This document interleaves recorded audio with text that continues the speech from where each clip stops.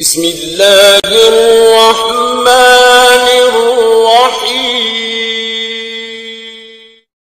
ناظرین اکرام، آج ہم بات کریں گے مشہور صحابی اور حضرت عمر بن خطاب رضی اللہ تعالی عنہ کے بیٹے عبداللہ بن عمر کی زندگی کے بارے میں۔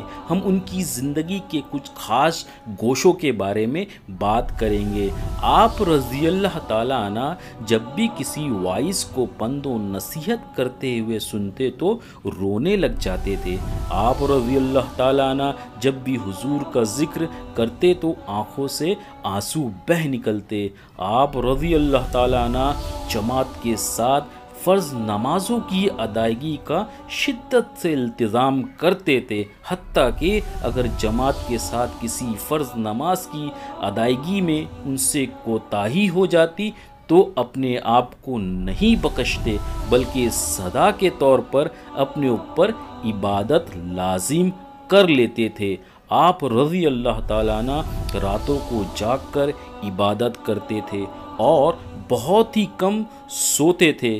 آپ رضی اللہ تعالیٰ عنہ ہمیشہ یہ فقرہ دہرایا کرتے تھے کہ میں نے اپنے رفقا کو ایک متعین راستے پر چلتے دیکھا ہے، اگر میں اس راہ سے ہٹ کر کوئی اور راستہ اختیار کر لوں تو خطرہ ہے کہ میں ان کے ساتھ مل نہ سکوں۔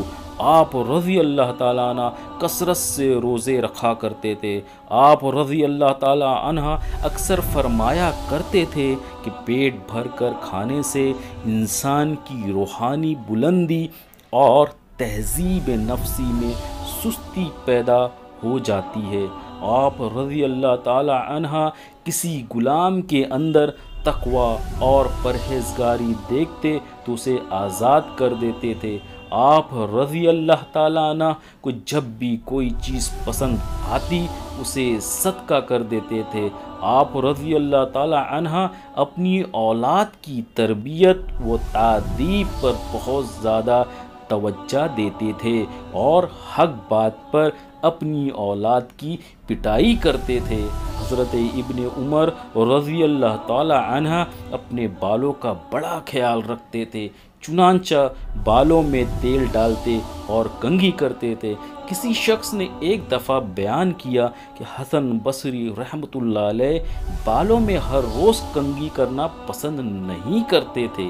یہ سن کر حضرت ابن عمر کے آزاد کردہ غلام نافع رحمۃ اللہ علیہ کو غصہ آ گیا اور کہا، ابن عمر رضی اللہ تعالیٰ عنہ تو ہر روز 2 مرتبہ بالوں میں تیل ڈالا کرتے تھے۔ آپ رضی اللہ تعالیٰ عنہ بہترین خوشبو استعمال کرتے تھے، خاص طور پر جب آپ کو لوگوں کے درمیان جانا ہوتا تھا۔ آپ رضی اللہ تعالیٰ عنہ کے پاس ایک انگوٹھی تھی جس پر عبداللہ بن عمر منکشف تھا۔ آپ رضی اللہ تعالیٰ عنہ کا طریقہ کار یہ تھا کہ اگر آپ کسی سے کوئی چیز قرض کے طور پر لیتے تھے تو اس کی ادائیگی مقدار یا صفت کے اعتبار سے بڑھ کر کرتے تھے۔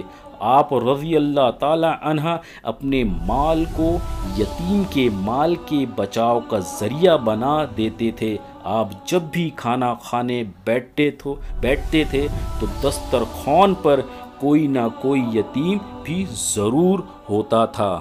ناظرین اکرام، اگر آپ کو یہ ویڈیو اچھا لگا تو ضرور میرے چینل کو سبسکرائب کیجیے، لائک